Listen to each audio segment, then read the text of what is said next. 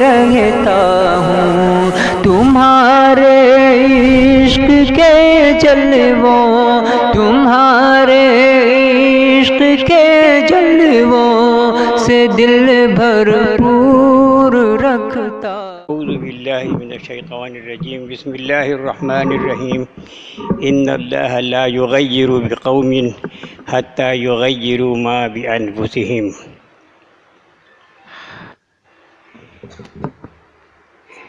میرے محترم بزرگوں، بھائیوں اور بچوں،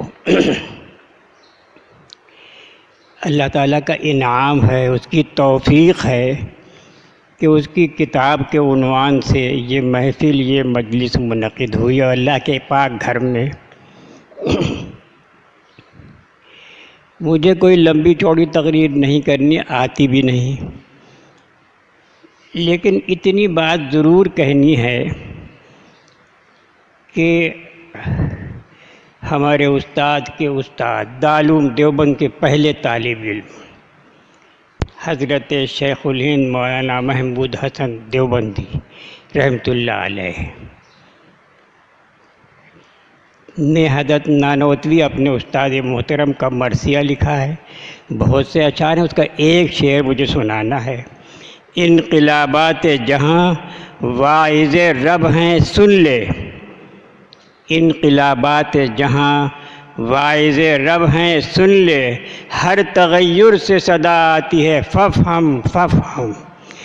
دنیا میں جو کچھ ہو رہا ہے، ہوتا آیا ہے اور ہوتا رہے گا، کبھی فتح، کبھی شکست، کبھی حالات اچھے، کبھی برے، کبھی موافق، کبھی ناموافق، کبھی ظلم و ستم، کبھی راحت و آرام۔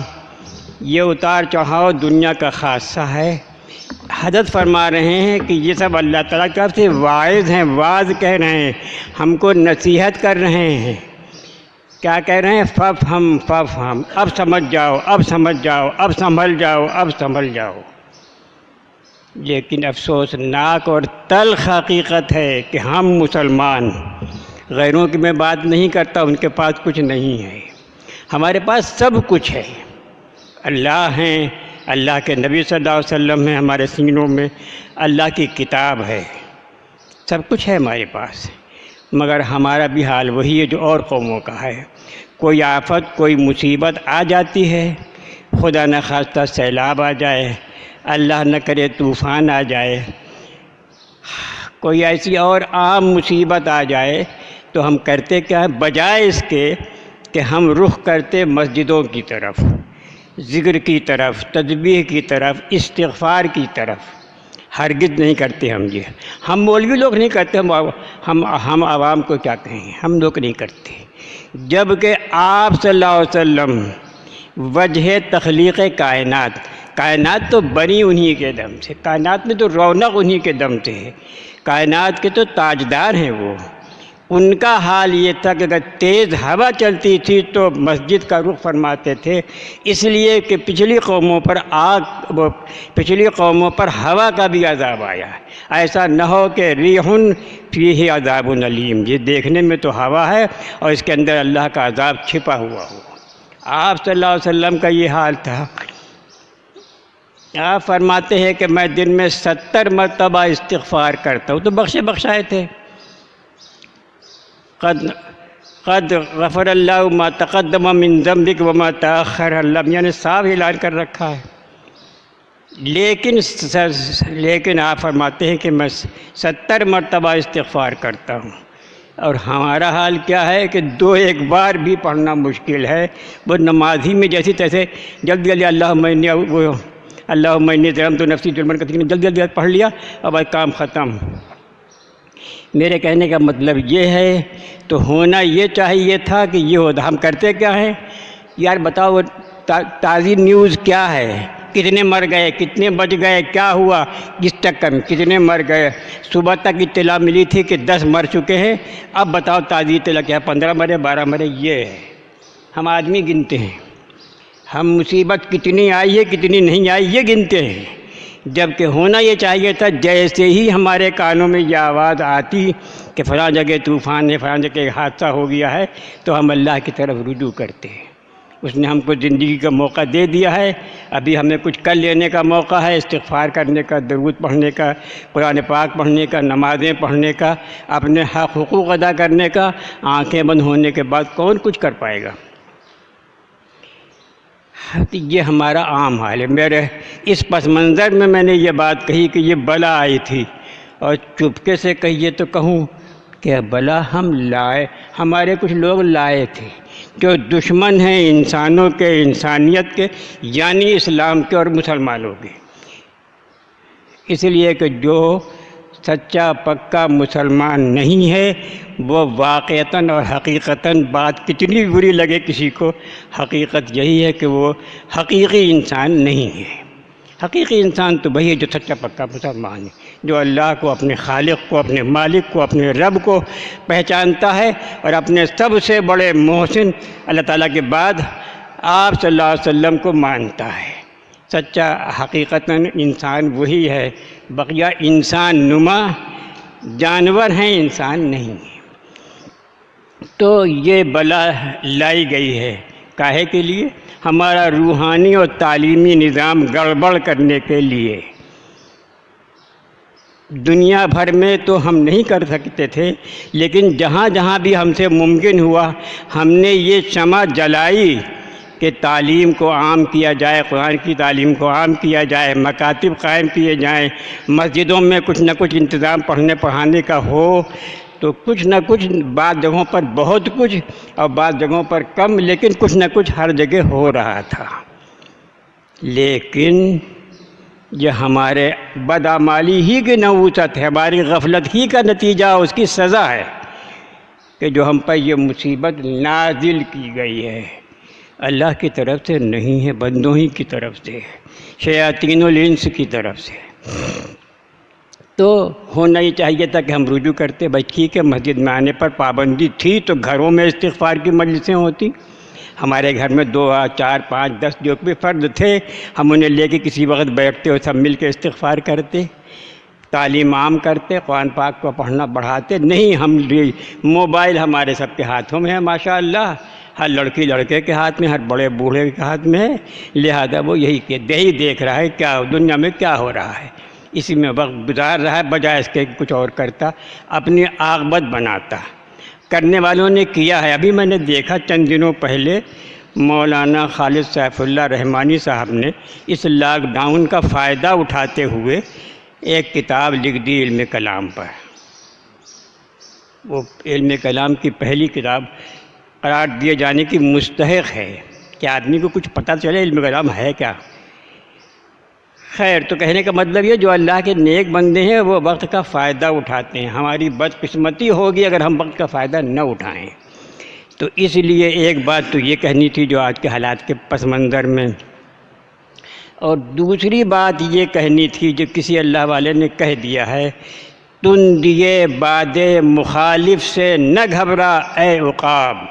عقاب شاہین، یہ چیل جو اڑتی ہے اس کی ایک اعلیٰ کوالٹی ہے، اس کو شاہین اور باز بھی کہتے ہیں۔ یہ کہتا ہے اللہ، فرنگی محلی، بات لمبی تو نہ ہو جائے گی۔ فرنگی محلی حسن اتفاق ہے کہ ان کی پیدائش باندہ میں ہوئی تھی، شہر باندہ میں، اس لیے کہ اس زمانے میں باندہ میں نواب صاحب کی حکومت تھی، جنہوں نے اپنے شیخ حضرت شاہ، دیکھیے نام ذہن تو ہے، دہلی سے ان سے درخواست کی کہ ہمیں کوئی عالم دیجیے۔ تو انہوں نے مولانا عبدالحی صاحب کے والد ماجد، جن کا حاشیہ ہے الہدایہ کے اوپر، ان کو مولانا عبدالحلیم صاحب کو بھیج دیا۔ یہ وہاں باندہ میں رہے، وہیں اس زمانے میں پیدا ہوئے مولانا عبدالحی صاحب۔ اب مجھے یہ بات کہنی تھی کہ مولانا عبدالحی صاحب نے بہت سی کتابوں کے حاشیے لکھے ہیں، اور سب سے مشہور ان کا حاشیہ ہے شرح وقایہ کے اوپر، عمدۃ الرعایہ کے نام سے۔ ان کا حال یہ ہے کہ بچپن میں وہ پڑھ رہے تھے تو مطالعے کے دوران میں ان کو پیاس لگی۔ وہ دور علماء کی قدر کا دور تھا، اس لیے ذی حیثیت تھے ان کے والد ماجد مولانا عبدالحلیم صاحب، یعنی مطلب ان کے گھر میں نوکر چاکر تھے۔ انہوں نے پانی مانگا تو مولانا نے سن لیا، تو انہوں نے خادم کو بلایا اور کہا، کیا کہا ہے؟ عبدالحی نے کہا کہ میاں نے پانی مانگا ہے۔ تو کہا کہ جاؤ فلاں جگہ وہ رکھا ہوا ہے، وہ تھا کیا؟ وہ تھا انڈی کا یا رینڈی کا تیل تھا، کہا تھا جاؤ وہ جا کے دے آؤ۔ اس نے، اب ظاہر بات ہے کہ نوکرانی تو تھی، وہ نوکر تو تھا انہی کا، باپ کا، لہٰذا اس نے تعمیل کی، جا کے دے دیا۔ مولانا مطالعے میں مشغول رہے اور وہ سب کا سب بجائے پانی کے، کڑوا تیل بھی نہیں، سرسوں کا تیل بھی نہیں، رینڈی کا تیل جو ناگوار ہوتا ہے، اس کی بو بھی ناگوار ہوتی ہے، وہ پی گئے۔ تب ابا نے کہا، مولانا عبدالحلیم صاحب نے، کہ امید ہے کہ میرا بیٹا پڑھ جائے گا۔ اس کو اتنا پڑھنے میں اشتغال ہے، پڑھنے میں اتنا لگا ہوا ہے کہ یہ ہوش نہیں کہ میں کیا پی رہا ہوں، پانی پی رہا ہوں کہ کچھ اور ہے، یہ اچھا نہیں ہے، خراب ہے۔ یہ شان ہوتی ہے طالب علموں کی۔ یہ بات کہے پہ نکلی، میں خود بھول گیا، توجہ پہ بات نکلی تھی۔ ہاں، یہ میں کہنا چاہتا ہوں کہ استاد کو دیکھو، اس کا سبق غور سے سنو، سمجھو۔ خیر، یہ تو ایک ضمنی بات تھی۔ عرض کرنے کا مطلب یہ ہے کہ ہاں، تند یہ باد مخالف سے نہ گھبرائے عقاب۔ اے شاہین، ہوا مخالف چل رہی ہے، آپ جانتے ہیں جب مخالف ہوا چلے تو پھر چلنے میں دیر ہوتی ہے، خصوصاً سائیکل والوں کو اندازہ ہے۔ جو لوگ سائیکل چلاتے ہیں، موٹر سائیکل نہیں، سائیکل، بائسکل چلاتے ہیں، انہیں اندازہ ہے کہ ہوا موافق ہو تو تیز چلتے ہیں، اور خدا نخواستہ مخالف ہو تو پسینے آتے ہیں آگے بڑھنے میں۔ وہ کہتا ہے شاعر، تندیے باد مخالف ہوا کی تیزی سے گھبرانے کی ضرورت نہیں ہے، یہ تو چلتی ہے تجھے اونچا اڑانے کے لیے۔ اس لیے کہ یہ متفقہ مسئلہ ہے جدید و قدیم سائنس کا، کہ کچھ دور اوپر، یعنی یہ کہہ لیجیے کہ 2 کلومیٹر اوپر ہوا نہیں ہے، ہوا نہیں ہے۔ یہی وجہ ہے کہ جو لوگ چاند تک پہنچے ہیں، اپنے ساتھ بہت سی آکسیجن لے کے گئے تھے، وہاں تو ہے نہیں آکسیجن، لے کے گئے تھے۔ تو یہ چل کیوں رہی ہے، تیز ہوا کیوں چل رہی ہے؟ کہ اور اوپر جاؤ، اور اوپر جاؤ، وہاں تو مخالفت ہے نہیں۔ اس لیے ہمیں چاہیے کہ ہم پوری مضبوطی سے علم حاصل کریں، اپنے بڑوں سے تربیت حاصل کریں اور گاڑی کو آگے بڑھائیں۔ یہ ہماری ذمہ داری ہے، خصوصاً علماء آج کے جو ہیں اور طلباء عزیز، ہمیں بڑوں سے لینا ہے اور آگے بڑھانا ہے، یہ ہمارا فرض ہے۔ بہت نازک حالات تھے جن میں دارالعلوم دیوبند کا قیام عمل میں آیا، ایسے ہی نازک حالات میں مسئلے کا حل یہی ہے، اور ظالموں نے اسی کو کاٹنے کی کوشش کی ہے کہ حل ختم ہو جائے۔ لیکن بہرحال آپ ہمت سے کام لیں، اور ایک مثل مشہور ہے، جو پتھر پہ پانی گرے مستقل تو گھس جائے بے شبہ پتھر کی سل۔ میں نے اپنی آنکھوں سے دیکھا ہے، ہمارے یہاں مسجد تھی جو مرکز کی مسجد کہلاتی ہے فتح پور میں، اس میں پہلے کنواں تھا۔ فتح پور میں پانی کی قلت تھی، ہم سب لوگ کنویں سے ابا جان آتے تھے، صبح ہم کو فجر میں لے کے آتے تھے، تو ہمارا کام تھا رسی واپس لے جانا، اور وہ پانی کا گھڑا یا گگرا وہ اپنے اوپر رکھتے تھے۔ خیر، کہنے کا مطلب یہ، تو اس میں لوہا لگا ہوا تھا، اور وہ لگی تھی گراری، تو گراری بھی لوہے کی تھی، اور بڑی سی وہ جو کہنا چاہیے کہ وہ راڈ تو نہ کہوں، بلکہ جیسے آپ کے یہ ہوتا ہے نا، یہ کیا کہلاتا ہے، یہ گٹر، تو وہ رکھا ہوا تھا۔ لیکن آپ یقین کریں کہ مونج کی رسی سے پانی بھرا جاتا تھا، اس سے وہ کٹ کے اس میں 4-6 گہرے نشان بن گئے تھے لوہے میں۔ کیوں؟ مسلسل یہ ہوتا تھا کام، ہر نمازی پانی کھینچتا تھا وضو کرنے کے لیے، اور ہم جیسے لوگ جو باہر سے آتے تھے وہ بھی لے آتے تھے پانی کی قلت کی وجہ سے، کہ اب جب مسجد جا ہی رہیں تو اگر گگرا لیتے جائیں یا گھڑا تو واپسی میں پانی لے آئیں گے۔ تو یہ ہے، جو پتھر پہ پانی گرے متصل پے در پے تو گھس جائے بے شبہ پتھر کی سل۔ یہ ہے، یہ حوصلہ ہو تب تو ہمارا آپ کا پڑھانا سعادت ہے، اور بھائی سچی بات یہ ہے، جس میں یہ حوصلہ نہ ہو اسے ادھر آنے کی ضرورت نہیں ہے۔ تو مشقتوں کی راہ ہے، یہ تو بھوکے مرنے کی راہ ہے، یہ تو مشقت اٹھانے کی راہ ہے۔ بڑوں نے یہی کیا ہے، تبھی اللہ نے خوب چمکایا۔ بہارت جو دنیا میں آئی ہوئی ہے، یقین کرو یہ سب تو انہی کی ہی لائی ہوئی ہے۔ اس لیے علم حاصل کرنا ہے، عمل بھی، تربیت بھی حاصل کرنی ہے، حوصلہ بلند رکھنا ہے، ہمت نہیں ہارنی، اس لیے کہ اس طرف ہزاروں سینے ہیں، اس طرف اگر ہے تیر بہت، ان کے پاس اگر بہت تیر ہیں چلانے کے لیے تو ہمارے پاس مضبوط سینے بھی ہیں تیر کھانے کے لیے اور جواب دینے کے لیے، اس لیے ضرورت نہیں ہے پس ہمتی کی، ہاں یہ ضرور ہے اللہ سے لو لگائیں۔ ان اللہ یرفع بہذا الکتاب اقواما ویضع بہ آخرین، اس قرآن کے ذریعے سے اللہ بہت سی قوموں کو اوپر اٹھائیں گے جو اس پر عمل کریں گے اور دوسروں کو ذلیل کریں گے۔ ہم عام طور سے ذلت کا شکار ہیں اسی کتاب کو چھوڑ دینے کی وجہ سے، اور جنہوں نے اس کو تھام رکھا ہے وہ آج بھی کسی سے نہیں ڈرتے، خدا سے ڈرنے والے موت سے ہرگز نہیں ڈرتے، وہ دنیا کے بڑے بڑے ملکوں کو کرارا جواب دیتے ہیں۔ یہ حوصلہ کہاں سے آیا؟ اس کتاب کی برکت سے۔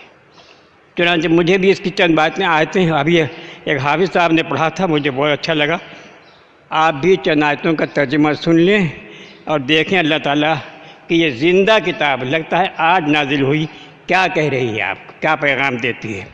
فرماتے ہیں سورہ محمد صلی اللہ علیہ وسلم، بسم اللہ الرحمن الرحیم، الذین کفروا وصدوا عن سبیل اللہ اضل اعمالہم، وہ لوگ جنہوں نے کفر کیا، اللہ کو نہیں مانا، اور جب اللہ ہی کو نہیں مانا تو اللہ کی کیا مانتے، وصدوا عن سبیل اللہ، اور اللہ کے راستے سے روکا، مسجد میں نہ جاؤ تو 3 4 5 زیادہ نہ جانا مسجد میں، ورنہ لگایا آگے، کہیں جاؤ تو اتنے رہنا، اتنے نہ کرنا، ورنہ، یہ ورنہ جو لگا ہوا ہے اس قرآن کہہ رہا ہے وہ لوگ جنہوں نے کفر کیا اور اللہ کی راہ سے لوگوں کو روکا، اضل اعمالہم، انہوں نے دوسروں کا نہیں بگاڑا، اپنے ہی اعمال برباد کیے۔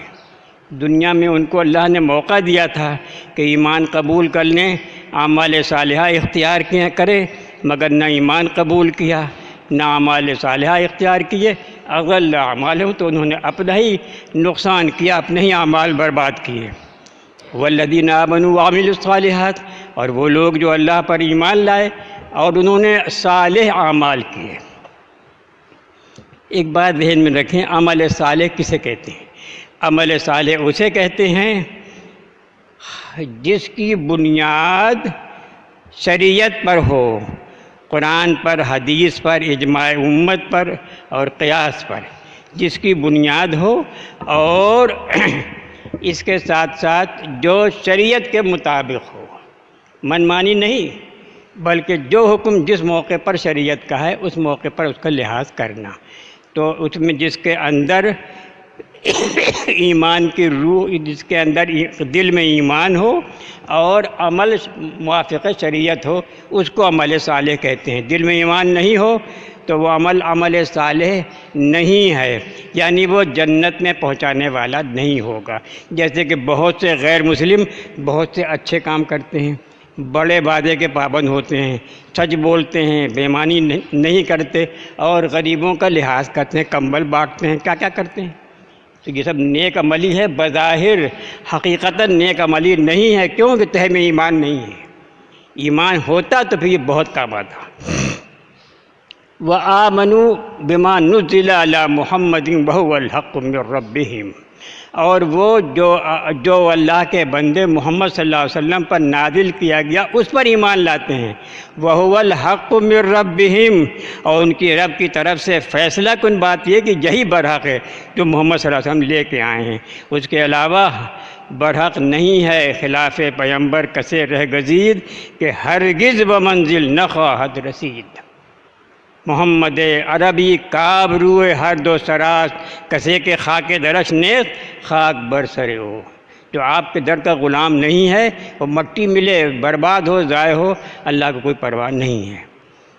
کفر عنہم سیئاتہم، گناہ تو ہوں گے انسانوں سے، چونکہ جو مسلمان ہیں گناہ تو ان سے بھی ہوں گے، اس لیے کہ وہ انسان ہیں اور انسانوں کے اندر مادہ شرع گناہ کا رکھا گیا ہے، اور فرشتوں سے امتیاز یہی ہے، فرشتوں سے امتیاز یہ فرشتوں کے اندر مادہ شر کا ہے ہی نہیں، تو وہ زیادہ باکمال نہیں ہیں۔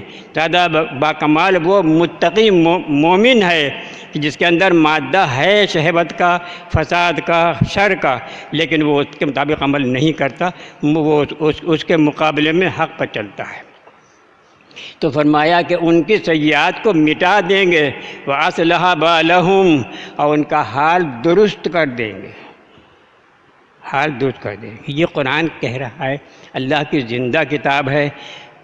ہاں، اس کے بعد آگے اس کی وجہ بیان فرما رہے ہیں، ذَلِكَ بِأَنَّ الَّذِينَ كَفَرُوا اتَّبَعُوا الْبَاطِلَ، یہ اس وجہ سے ہے کہ وہ لوگ جنہوں نے کفر کیا انہوں نے باطل کی اتباع کی، جس کی کوئی حقیقت نہیں ہے، ایسے خداؤں کو پوجا جن کی کوئی واقعی حیثیت نہیں ہے، ایسے بے تکے اعمال اور عبادات اختیار کی جن کی کوئی حقیقی حیثیت نہیں ہے، باطل کا اتباع کیا۔ وَأَنَّ الَّذِينَ آمَنُوا، اور وہ لوگ جو ایمان لائے انہوں نے اپنے رب کی طرف سے ملے ہوئے حق کی اتباع کی۔ یہ فرق ہے دونوں میں۔ مومن جو ہے وہ اللہ کی طرف سے جو حق آیا ہے اس کی اتباع کرتا ہے، کافر جو ہے وہ باطل کی اتباع کرتا ہے۔ اس لیے یہ فرق ہوا کہ جس صاحب ایمان ہوا کامیاب ہوا اور وہ ناکام ہوئے۔ آگے بہت کچھ تفصیلات ہیں جس کا یہ وقت نہیں ہے۔ مجھے یہ بات کہنی تھی کہ ہمارے پاس سب کچھ ہے، یہ دن تو گزر گئے کچے پکے جیسے بھی ہوا، اللہ کا فضل ہے، اللہ کا شکر ہے، اللہ کا احسان ہے کہ بہت سی جگہوں سے بہتر انداز میں ہم نے اپنا وقت گزار لیا۔ اللہ کا شکر ہے، اس کی توفیق ہے، ہمارا کوئی کمال نہیں، اللہ کی توفیق ہے۔ حضرت مدنی اتنے ذکی الحس تھے فسق و فجور کے بارے میں کہ انور السادات ایک گزرے ہیں مصر کے سربراہ، اس وقت میں وہ مصر کے وزیر تو تھے، سربراہ نہیں تھے۔ وہ آئے ہوئے تھے تو وہ دالوم بھی تشریف لائے تھے، دیوبند بھی آئے تھے، لیکن وہ دڑ منڈے تھے، حضرت اس جلسے میں شریک نہیں ہوئے۔ حضرت مدنی اتنے ذکی الحس تھے کہ اس دڑ منڈے کے مجلس میں میں نہیں جاؤں گا، نہیں گئے، جبکہ وہ دارالعلوم دیوبند کے ایک ذمہ دار تھے، شیخ الحدیث تھے، صدر المدرسین تھے۔ مجھے یہ بات کہنی جو میں آگے کہنے جا رہا ہوں، لیکن اتفاق سے ہوا یہ کہ جو مہمان لوگ ٹھہرے ہوئے تھے علماء نہیں تھے، عوام میں سے تھے، اپنے کسی کام سے غالباً آئے ہوں گے وہ دیوبند، تو وہ ان میں سے ایک صاحب نے پوچھا دوسرے سے کہ یار یہاں نائی کی دکان کہاں ہے اپنا یہ داڑھی صاف کرانے کے لیے، داڑھی موچھ ٹھیک کرانے کے لیے؟ تو انہوں نے کہا ارے کمال کرتے ہیں، آپ حضرت مدنی کے مہمان ہیں اور آپ داڑھی کے دانے کی بات کر رہے ہیں۔ یہ بات انہیں کہنی چاہیے تھی جو بیچاروں نے کہی، لیکن یہ کہیں سن لیا حضرت مدنی نے تو ان کو ڈانٹا کہ آپ ہوتے کون ہیں میرے مہمان کو کچھ کہنے والے، آپ سے کیا مطلب؟ یہ ہے، اور پھر یہ بھی کیا حضرت نے باوجود کہ میں نے عرض کیا نا آپ سے کہ داڑھی کے بارے میں اتنے ذکی الاحساس تھے کہ انور السادات کے جلسے میں نہیں گئے دالو اندر، لیکن ان صاحب کو حضرت نے پیسے دیے کہ آپ میرے مہمان ہیں، آپ اپنا خرچ کیوں کریں گے، یہ تو میرے ذمے ہے آپ کا خرچہ، آپ کی خاطر پیسے دیے ان کو داڑھی کے لیے۔ مگر پھر یہ اللہ کا فیصلہ تھا، یہ ان کا مخلصانہ عمل تھا جس کی برکت سے اللہ نے ان کو توفیق دی، انہوں نے توبہ کر لی کہ اب میں داڑھی نہیں کروں گا۔ میرا کہنے کا مطلب یہ تو حضرت مدنی آئے، پھر آگے بڑھیے، میں تفصیل میں نہ جاتے ہوئے ہمارے حضرت مولانا سید صدیق احمد صاحب نور اللہ مرقدہ، ہم نے انہیں بہت دیکھا، اللہ کا شکر، اللہ کا احسان ہے مجھ پر جو اللہ کے انعامات، ان میں سے بڑا انعام ایک یہ ہے کہ میں ہتھورا میں رہا اور اللہ نے مجھے توفیق دی حضرت کو دیکھنے سمجھنے کی، جبکہ میں بچہ تھا اس وقت۔ حضرت کی زندگی بھی یہی تھی، وہاں نوافل کی کثرت نہیں تھی، وہ 100-200 رکعت نماز پڑھتے ہوں نفلیں، اور ایک قرآن صبح شام تک ختم کرتے ہوں وغیرہ وغیرہ، یہ تھا تو یہ سب کچھ، لیکن بہت کچھ نہیں تھا۔ ہم نے اپنی آنکھوں سے خوب دیکھا ہے، مسجد میں سوتے تھے حضرت بھی اور میں بھی سوتا تھا، میں مرقات میں لکھ رہا تھا تو میں دیر تک جاگتا تھا، لوٹا میرے پاس ہوتا تھا تو حضرت چپکے اٹھتے تھے کہ مجھے بھی ہاتھ نہ ملے اور لوٹا لے کے جاتے تھے استنجے کے لیے، وضو کے لیے، یہ سب کرتے تھے نہایت آہستگی سے۔ میں نے یہ بھی دیکھا کہ حضرت بہت آہستہ آہستہ ضرب میں لگا رہے، اللہ اللہ الا اللہ الا اللہ، بہت آہستہ آہستہ، اور یہ بھی دیکھا ہے کہ سو رہے ہیں، حضرت سو رہے ہیں، تھک کے آئے رات میں دیر میں لیٹے تو سو گئے، یہ بھی دیکھا۔ تو کہنے کا میرے مطلب یہ ہے کہ حضرت کی زندگی میں بھی یہی سبق کا اہتمام حضرت مدنی کے یہاں بھی تھا۔ دارالعلوم میں اگر حضرت مدنی رات میں 10، 11، 12 بجے کہیں سفر سے آ گئے تو اعلان ہو گیا کہ حضرت تشریف لے آئیں، سبق ہوگا بخاری کا، اور ہوتا تھا۔ یہی حال ہمارے یہاں بھی تھا۔ حضرت 9 میل ایک جگہ ہے جہاں سے مڑتے ہیں اندر کے متورہ کے لیے، وہاں کو اگر کوئی مل گیا حضرت کو تو اس کہتے جلدی جاؤ، لپک کے کہہ دو لڑکوں سے کتابیں لے کے آ جا، میں آ رہا ہوں۔ یہ عالم تھا حضرت کا۔ تو سبق کا اہتمام اور مہمان نوازی اور امت کا دکھ درد سننا اور حتی الامکان عمل کرنا۔ حضرت نے خود فرمایا کہ میں تو ان کی ہگنی متنی میں شریک رہا ہوں اور ہچا ہمیشہ اس پہ عمل کیا۔ کسی گاؤں میں کسی کا انتقال ہوا، حضرت پہنچ گئے۔ تو یہ کہنے کا، میرے سنانے کا مقصد یہ ہے کہ یہ اسی کی شاخ ہے۔ تو اللہ کے بندو، ہمیں تمہیں بھی یہی کرنا ہے، اچھا مضبوط علم حاصل کرنا ہے۔